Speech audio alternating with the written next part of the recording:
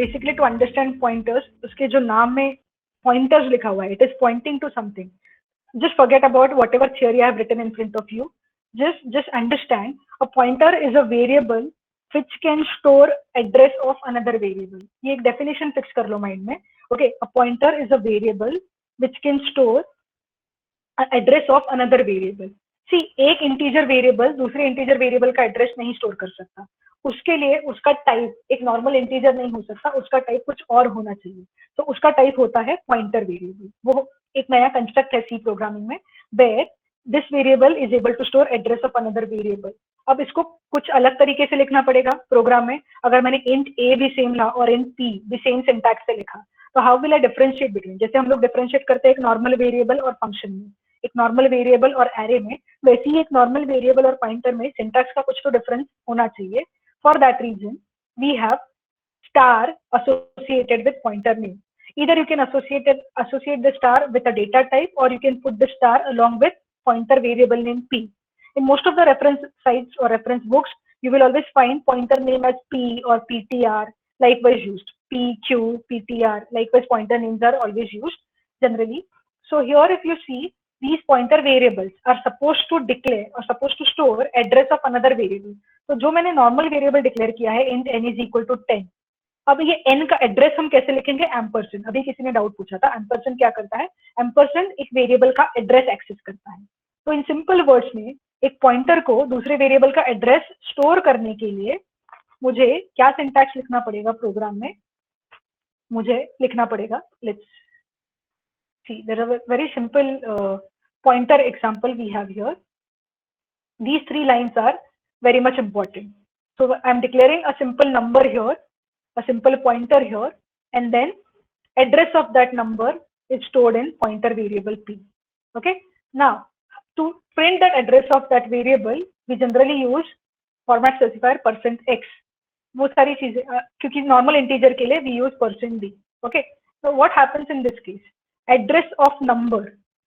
Okay, ये जो number हम एड्रेस जिसका प्रिंट कर रहे हैं उसको मेमोरी एलोकेट हो जाता है according to this diagram which I was explaining. That number has been allocated memory and value 50. उसका जो एड्रेस है वो मुझे इजी नहीं है बार बार याद रखना अगर मुझे कुछ उसके ऊपर ऑपरेशन परफॉर्म करना है. तो उसके एड्रेस को मैं एक और वेरिएबल में स्टोर करती हूँ जिसका नाम है variable p which is termed as pointer. अब ये पॉइंटर किसका वैल्यू स्टोर करता है? वेरिएबल नंबर का. तो ff4. बट ये पॉइंटर वेरिएबल को भी कुछ मेमोरी एलोकेट हुआ है, तो उसका खुद का भी मेमोरी एड्रेस है AAA3. ये रैंडमली हेक्साडेसिमल जनरेटेड एड्रेसेस है, ये हम नहीं जनरेट कर रहे हैं. So when my pointer is pointing to number variable, it is actually storing address of number variable. So I hope this concept is clear to you कि ये exactly तीन लाइंस क्या कर रहे हैं. ये लाइन एक नॉर्मल नंबर डिक्लेयर और इनिशियलाइज कर रहा है, ये एक pointer variable initialize declaration syntax है, और ये पॉइंटर कर क्या रहा है? नंबर वेरिएबल के एड्रेस को स्टोर कर रहा है. मतलब p is pointing to number 50. तो अगर मुझे एड्रेस डिस्प्ले करना है, I am using this format specifier, और नॉर्मल वेरिएबल प्रिंट करने के लिए मुझे %d यूज करना है. Now what is this p and star p? The syntax which I am writing here. Okay, so there are two operators you should remember now. One is called as memory of operator, जो होता है ampersand, और दूसरा है star. Okay, so ampersand a और ampersand number if I write, इसका मतलब है उस नंबर का address. And when I write star p is equal to value of the variable to which pointer is pointing. क्या बोला मैंने? When I write ampersand number, मतलब it is as good as writing p. Okay, जब मैं print statement में सिर्फ p लिखती हूँ तो एड्रेस प्रिंट हो रहा है किसका? उस नंबर का. जब मैं प्रिंट स्टेटमेंट में स्टार p लिखती हूँ तो p जिसको पॉइंट कर रहा है उसका वैल्यू कितना है? 50. मतलब the star is called as value of operator. वो वैल्यू देता है पॉइंटर वेरिएबल का जिसको पॉइंटर वेरिएबल पॉइंट करता है. And ampersand refers to memory of operator or address of operator. Okay, so these two terms we are supposed to know when we are learning pointers. Okay, so this was the example to just make you understand pointers का actual existence. Now pointers work कैसे करते हैं? Basically, one more example. We have a variable which is with value 10, Then we have a star p, which is a pointer. Again, it is storing address of var variable. So p is a pointer here, which is pointing to the address of variable var. Now, in this case, one more point we should always remember: data type of var and data type of pointer p should always be same. You cannot have a floating point pointer pointing to integer type way. So जो variable दूसरे variable का address store कर रहा है उन दोनों के data type same होने चाहिए. This is a concept behind pointers. Now, how pointer works in C programming. Let's say we have a simple variable which has a value 10. अगर उसको modify करना है तो कैसे workout होता है? Now we have one more pointer variable. If you see this syntax, okay, and if you see the previous syntax, मैंने यहाँ पे 3 लाइन में लिखा है. var equal to 10, pointer variable declaration, p equal to ampersand var. तो ये दो lines combine कैसे करोगे? सेकेंड और थर्ड लाइन जो मैंने इधर लिखा है, स्टार पॉइंटर के साथ साथ ही उसको जिसका एड्रेस स्टोर करना है वो भी लिख दिया. अब इसको pointer variable is pointing to this particular memory location 2008. ये मैंने रैंडमली लिखा है उसका मेमोरी लोकेशन. अब इसका वैल्यू 10 था. Now if I in my program write star pointer is equal to 20, तो 10 को ओवरराइट होकर 20 स्टोर हो जाएगा उस मेमोरी लोकेशन में. And now further if you have one more pointer, this concept is called as pointer to pointer or double pointer. To understand this, we have one more concept, double pointer. Now what is double pointer? Let's say we have a variable जिसका address already एक pointer value store कर रहा है. अब उस pointer को भी एक और वेरिएबल हम लोग असाइन करेंगे, एक और पॉइंटर असाइन करेंगे जो इसका एड्रेस स्टोर करेगा. तो ये अल्टीमेट जो लास्ट में मैंने पॉइंटर क्रिएट किया उसको बोलते हैं double pointer. How do we create double pointer? By using star star p. Okay, single pointer है तो सिर्फ स्टार पी, डबल पॉइंटर है तो star star p. Now let's see उसका एक प्रोग्राम, सिंपल सा प्रोग्राम है डबल पॉइंटर का. आई होप सिंपल पॉइंटर थोड़ा सा क्लियर हो गया है अभी. तो I think we can go for double pointer. Same example, एक वैल्यू है मेरा, नंबर है वेरिएबल, उसको p पॉइंट करेगा. देन इस p को कौन पॉइंट करेगा? दूसरा pointer, which is a pointer to pointer और डबल पॉइंटर. तो p नंबर का एड्रेस स्टोर करेगा और p2 p का एड्रेस स्टोर करेगा. अब इनको जब हम लोग एक्सेस करते हैं तो see what are the different outputs we get. Now if you can identify the output, address of number variable ampersand number, simply number variable का एड्रेस प्रोवाइड करेगा कुछ हेक्साडेसिमल वैल्यू. p क्या प्रोवाइड करेगा? p is nothing but, p में मैंने store क्या किया है? एम्परसेंड नंबर, नंबर वेरिएबल का एड्रेस. तो p भी वैसे भी मुझे ये और ये आउटपुट सेम ही रहेगा. स्टार p क्या प्रिंट करेगा? p वेरिएबल जिसको पॉइंट कर रहा है उस वेरिएबल का वैल्यू. तो स्टार p प्रिंट करेगा 50. Okay, so get the difference between ampersand number and p are same. p and star p are different. p is address of number, star p is value of number. Okay, p2 is another pointer. p2 जिसका address store कर रहा है, p2 was storing address of pointer p. so this is supposed to display address of pointer p, जो भी रहेगा hexadecimal number. okay, so according to this diagram जो अभी आया था, this is a double pointer. this will supposed to give address of the pointer variable to which it was pointing, address of p. Now star p, star p is again supposed to give me this output only. And then if we have star star p, this was by mistake actually, star star p will give me, see how star star p works. So sorry, the slides got this is number variable, this is p storing address of number variable, star p will give me value of number, then third pointer. This is, let's say, q pointer. q is pointing to p, q is storing address of p. So when I just write star q का मतलब है ये इसका address print करेगा, और star star Q दो बार star लिखोगे तो इसका वैल्यू प्रिंट करेगा. I hope you all are understanding. See what I am saying is, when I have number variable is equal to 50, and I have star p which is pointing to 50. तो star p का value भी वही होगा जो number का value है, since p is storing address of n in this case. Then I come to another pointer which is star q. मैंने declare कर दिया अगर प्रोग्राम में इसको, so sorry, q is a double pointer. So star q or q is supposed to store address of p. तो सिर्फ मैं star q लिखती हूँ और स्टार स्टार क्यू लिखती हूँ, ये दोनों को मैं प्रिंट कर सकती हूँ. इसका रिजल्ट क्या होगा और इसका रिजल्ट क्या होगा, ये हमें आइडेंटिफाई करना है. ओके, इसलिए तुम लोगों को एड्रेस और स्टार का मतलब पता होना चाहिए. Q is equal to ampersand p जब लिखते हो, that means this is address of p. Now when I write star q, it means value which is contained by q. Q का वैल्यू क्या है? Address of p, and then star star q is nothing but q जिसको point कर रहा है, q इसको point कर रहा है, वो जिसको पॉइंट कर रहा है उसका value which is nothing but 50. So I hope this is understood now. Double pointer. Okay, this was a concept about double pointer. Now the next concept what we have here is pointer to array.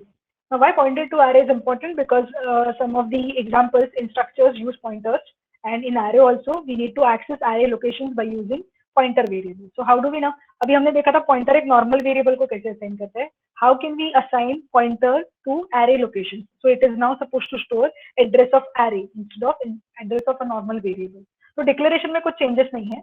जो data type array का है वही data type pointer का रहेगा. अगर array तुमने float लिया है तो पॉइंटर भी फ्लोट रहेगा.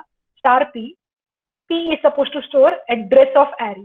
तो जैसे मैंने पहले वाले प्रोग्राम में बताया था, ARR name of the array is a pointer to itself और it is pointing to its own address. जब हम एरे का नाम लिखते हैं सिर्फ, it is as good as writing ampersand ARR of 0. मतलब एरे हमेशा अपने पहले लोकेशन को पॉइंट करता है, ये हमेशा याद रखो. So when you assign address of first location, it is as good as writing name of the array. Even if you just write a, इसलिए अगर तुम लोगों को याद है, मैंने मैट्रिक्स वाले प्रोग्राम में सिर्फ एरे का नाम पास किया था एज अ पैरामीटर. उधर मैंने कुछ भी एरे के स्क्वायर ब्रैकेट वगैरह लिखी नहीं थी. उसका मतलब ही है array passing as a reference. Okay, so here the concept of call by reference, एक स्टूडेंट ने अभी डाउट पूछा था, here the concept of call by reference comes into picture. Same example है जहाँ पे हम लोग swapping of two numbers perform कर रहे हैं यूजिंग पॉइंटर्स. ओके, एक नॉर्मल प्रोग्राम में तुम लोगों को दिखाती हूँ जिसमें दो नंबर्स यूजर से इनपुट लिया है. ओके, हमें बिफोर स्वैपिंग उनका रिजल्ट प्रिंट करना है, आफ्टर स्वैपिंग उनका रिजल्ट प्रिंट करना है. तो जब मैं सिंपली ऐसे लिखती हूँ ये फंक्शन को, तो जो वो स्टूडेंट ने पूछा था, this becomes a call by value, क्योंकि मैं सिर्फ नंबर 1 का 10 वैल्यू और नंबर 2 का 20 वैल्यू पास कर रही हूँ.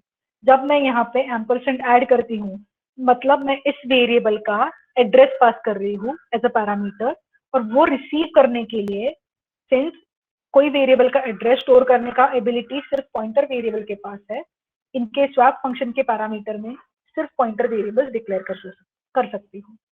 फिर स्टार एक्स, मैं इधर कमेंट में लिखती हूँ, स्टार एक्स के पास किसका वैल्यू रहेगा पता है? नंबर 1 का, जो मेन से आया. एंड देन स्टार वाई के पास वैल्यू रहेगा num2 का, जो मेन से पास हुआ था, जैसे 10 और 20. सिर्फ x लिखोगे यहाँ पे, मतलब एक नॉर्मल वेरिएबल हो गया, वो उसका एड्रेस ले नहीं पाएगा, कंपाइलेशन एरर थ्रो करेगा, क्योंकि तुमने पास एड्रेस किया है इधर फंक्शन कॉल में, और उसको अगर रिसीव नॉर्मल वेरिएबल करेगा तो कंपाइलर एरर थ्रो करेगा. एक वेरिएबल का एड्रेस रिसीव करने के लिए दूसरा भी पॉइंटर वेरिएबल ही रहना चाहिए. So this is how we need pointers to store address of another variable. So here x will have, star x will have value 10, star y will have maybe value 20. एक temporary variable लेते हैं. अब ये operation कैसे perform करते हैं हम लोग? अगर ये पॉइंटर वेरिएबल्स नहीं होते, नॉर्मल वेरिएबल्स होते, तो ये कोड ऐसे दिखाई देगा हम लोगों को. temp is equal to swapping of two numbers पता है सबको आई गेस. अगर स्वैपिंग ऑफ टू नंबर्स नहीं पता, you can take a simple example. Let's take यहीं पे एक्सप्लेन कर देती हूँ मैं. x is equal to 10, y don't go about the syntax, just try to understand the concept. y is equal to 20. अभी मेरे पास एक टेम्पररी वेरिएबल है, तो हम स्टेप्स क्या परफॉर्म कर रहे हैं, temp is equal to x. Assume करो एक वेसल में टी है, एक वेसल में कॉफी है. तुम लोगों को दोनों का कंटेंट इंटरचेंज करना है. तुम कैसे इंटरचेंज करोगे, you will have to take third glass, right. फिर ग्लास ए में से, एक्स में से टी होगा अगर उसमें, और इसमें कॉफी है, तो इसमें से टी ट्रांसफर कर दो तुम्हारे थर्ड ग्लास में. तो वैसे ही मैंने किया ना, टी ट्रांसफर कर दिया थर्ड ग्लास में. ये मेरा टी है, ये थर्ड ग्लास में ट्रांसफर कर दिया. अब ये वाला ग्लास खाली हो गया, इसमें तुम लोगों को कॉफी ट्रांसफर करना है. कॉफी है दूसरे ग्लास में, ये मैंने कॉफी ट्रांसफर कर दिया. अब ये भर गया कॉफी से, ये खाली हो गया. तो इसमें मुझे जो मैंने थर्ड ग्लास में टी कॉपी करके रखा हुआ था उसको कॉपी करना है. This becomes the logic of swapping of two numbers. मैं इसलिए बोलती हूँ एग्जाम्पल्स कंसिडर करो, तुम लोगों को लॉजिक याद रखने की जरूरत नहीं है, वो अपने आप आ जाएगा. So I just consider a simple example of two drinks, tea and coffee. मुझे इंटरचेंज करना है. टेक थर्ड वेसल, पहले टी को ट्रांसफर किया थर्ड वेसल में, फिर टी वाला वेसल खाली हो गया तो उसमें कॉफी डाल दी. फिर कॉफी वाला वेसल खाली हो गया तो पहले जो थर्ड वेसल में टी भरा हुआ था वो डाल दिया. So this is how you exchange two numbers, swap two numbers by using call by value. Now this is not the concept, मुझे call by reference करना है. अब x मेरा खाली x नहीं है, वो है स्टार x, क्योंकि x सिर्फ मैं लिखूंगी तो x मेरा यहाँ पे नंबर 1 का एड्रेस स्टोर कर रहा है. ओके, क्योंकि जब मैंने यहाँ पे x लिखा है और यहाँ से एम्परसेंड नंबर 1 पास ऑन किया है, तो ये नॉर्मल वेरिएबल नहीं स्टोर कर सकता. इसके लिए इसको पॉइंटर होने की जरूरत है अपने प्रोग्राम में. And hence wherever you want to exchange x and y, those variables और those values are now stored in star x and star y. This is the swapping logic by using call by reference. तो ये actually मेरा वो tea and coffee है, but अभी वो pointer variables है. तो when we say just x अगर मैं लिखती यहाँ पे, ओके, तो ये बन जाता ampersand number, sorry, address of number. और जब मैं स्टार एक्स लिखूंगी तो ये बन जाता है, sorry there some problem with my keyboard, तो ये बन जाता है value of number. Hence logic में तुम्हें वैल्यू यूज करना है, एड्रेस नहीं. तो पॉइंटर का वैल्यू, पॉइंटर जो वेरिएबल को पॉइंट कर रहा है उसका वैल्यू एक्सेस करने के लिए स्टार एक्स स्टार वाई, याद रखो ये. Okay, so this is the swapping logic. Now the changes which are performed here, अगर तुम लोगों को ये लॉजिक पता है कि अगर ये नॉर्मल स्वैपिंग फंक्शन होता, जैसे इसको करते हैं स्वैप 2 और इसको एक और स्वैपिंग फंक्शन के साथ लिखते हैं, इसको पॉइंटर नहीं करते हैं, इसको नॉर्मल करते हैं स्वैप 1. तो यहाँ पे कुछ एड्रेस वगैरह का झंझट नहीं है. This is a normal function of swapping two numbers. So I will call swap 1 and swap 2. Now her doubt will be called, her doubt will be cleared. Swap 1 is just called by value, which is only passing values of these two variables. Swap 2 is a call by reference, which is calling swap function by passing reference of the variable. उसके नाम में उसका definition छुपा हुआ है. Call by value मतलब calling a function by passing values of variables. Call by reference मतलब calling a function by passing reference of the variable, माने address of the variable. तो ये रिसीव करने के लिए पॉइंटर्स चाहिए, वो रिसीव करने के लिए नॉर्मल वेरिएबल चाहिए. अब एक चीज याद रखो जो मैंने पहले नहीं बताया, एक्चुअल और फॉर्मल पैरामीटर्स क्या होता है. एक्चुअल फॉर्मल पैरामीटर्स का मतलब है ये फॉर्मल पैरामीटर्स है, जो मेन में है वो एक्चुअल है. कॉल बाय वैल्यू में सिर्फ वैल्यू पास होता है 10 और 20. तो यहाँ पर जो मैं स्वैपिंग करती हूँ वो एक्चुअल ओरिजिनल वेरिएबल्स में रिफ्लेक्ट नहीं होता, बट जो तुम कॉल बाय रेफरेंस में करते हो वो तुम्हारा रिफ्लेक्ट होता है, क्योंकि तुमने एड्रेस ही पास किया था उस मेमोरी लोकेशन का. तो जो भी चेंजेस परफॉर्म होने हैं वो सारे उसी मेमोरी लोकेशन पे परफॉर्म होने हैं जिसमें तुमने ओरिजिनल वैल्यू स्टोर किया है. So I hope this concept is also clear to you. Call by value, call by reference by using a simple pointer. Now I think after understanding this we can quickly go to address using array to pointer. Okay, एक simple array मैंने consider किया है, एक simple pointer variable. अभी मैंने declaration syntax थोड़ी देर पहले तुम्हें बताया था एरे को कैसे, इधर आई कैन राइट दिस और I can write a of 0. But अगर सिर्फ a लिख के मेरा काम हो रहा है, why should I right extra syntax. और जो एरे के एलिमेंट्स है 1 2 3 4 5, मैंने क्या बोला, वैल्यू अगर एक्सेस करना है तो तुम्हें स्टार p लिखना पड़ेगा, और अगर उसका एड्रेस एक्सेस करना है तो सिर्फ p लिखना पड़ेगा, क्योंकि सिर्फ p माने तुम उसका एड्रेस स्टोर कर रहे हो, और स्टार p मतलब तुम उसके वैल्यू को एक्सेस कर रहे हो। तो 1 by 1 सारे एरे एलिमेंट्स का तुम्हें वैल्यू मिलेगा 1 2 3 4 5। This is how. So without using array, I'm now using pointer. Since array index values are incremented, you will also have to increment pointer values also. नहीं तो क्या हो जाएगा, array आगे चला गया 1 by 1, but pointer pointing to first position ही है. If I just put this in comment and now check, you will see only 1 1 1 1 1. array traverse कर रहा है आगे तक, तो वो चल रहा है आगे, बट पॉइंटर आगे नहीं चल रहा है ना, वो हमेशा पहले लोकेशन को ही पॉइंट कर रहा है. तो it is also important to increment your pointer along with your array. अगर ये 2 लाइन में नहीं लिखना है तो इसको यहाँ से निकाल दो. तुम्हें पता है तुम्हारे एरे का इंडेक्स आई वैल्यू से इंक्रीमेंट हो रहा है. Can I write plus I here? Let us see if this works or not. Compilation done successfully. Let's see if it executes or not. yes, so I can, but is it actually happening now? Let me check by changing the values. क्योंकि 1 2 3 4 5 है तो मुझे समझ में नहीं आ रहा है output right है या रॉन्ग है. अभी तुम्हें समझेगा कि एग्जैक्टली क्या हो रहा है प्रॉब्लम. स्टार p प्लस आई लिखने से 10 11 12 13 14 मतलब वो क्या कर रहा है, एरे के फर्स्ट वैल्यू में एक एक आई के वैल्यूज ऐड कर रहा है. तो आई का फर्स्ट वैल्यू 0 है, 0 ऐड करेगा, 1 ऐड करेगा, तो क्या हो रहा है यहाँ पे 10 को ही एक एक से इंक्रीमेंट कर रहा है. तो मुझे क्या करना चाहिए था, पूरे इस ब्रैकेट में p प्लस आई लिख के उसका वैल्यू कंप्यूट करो. मतलब पॉइंटर को भी इंक्रीमेंट करो बाय आई वैल्यू से, और उसी लोकेशन पे स्टोर जो एरे का वैल्यू है उसको एक्सेस करो. 10 20 30 40 50. अब बीच में स्पेस नहीं है, इसलिए you will see output like this. You can provide a space in between. This is how your output will be. So in case if you don't want to write two different statements, पहले मैंने क्या लिखा था, यहाँ पे सिर्फ star p था, इधर p प्लस प्लस नीचे वाली लाइन में लिखा था. ये ऐसे कंबाइन कर सकते हो. तो जो सारे एरे के प्रोग्राम्स है 1 डायमेंशनल एरे के, वो सारे तुम पॉइंटर से कर सकते हो. जो सारे 2 डायमेंशनल एरे के प्रोग्राम्स है वो भी पॉइंटर से एक्सेस करके कर सकते हो. But that was not in your syllabus, hence we are not going to cover it. So these are some examples of array which I have, one of which I have already explained. A of I अगर लिखोगे तो array elements हैं. I of A लिखोगे तो भी elements of array print होगा. ये शायद तुमने देखा है, नहीं देखा है मुझे पता नहीं. It is just find the output sort of some questions में कभी कभी ऐसे दे देते हैं. A plus I लिखोगे. In this case A is my array which is pointing to its first location and I is my index value. A plus I माने it is as good as writing P plus I. Okay. So if I now compile and execute, so this will give me error now क्योंकि मैंने %d use किया है. Address print करने के लिए मुझे %x use करना चाहिए था. Okay.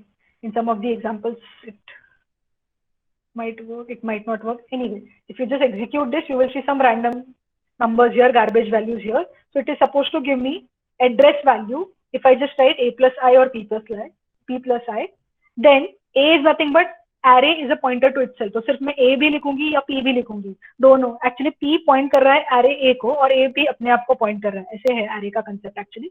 So जैसे मैंने अभी तुम लोगों को बताया, ब्रैकेट के बाहर स्टार लिखोगे तो वही वैल्यूज एक्सेस होंगे 1 by 1 array के. If I just write star a, it will give me values the way star p was giving me values. Okay, it will only print values of a of 0 only, जो अभी हमने देखा था 1 1 1 1 1 1 आया था. And a plus plus, तो 2 line का syntax लिखना पड़ेगा. अगर मैंने जैसे पहले वाले प्रोग्राम में मैंने लिखा था, ये था तुम्हारा सिंटैक्स ओरिजिनली. जो sorry star p and p plus plus.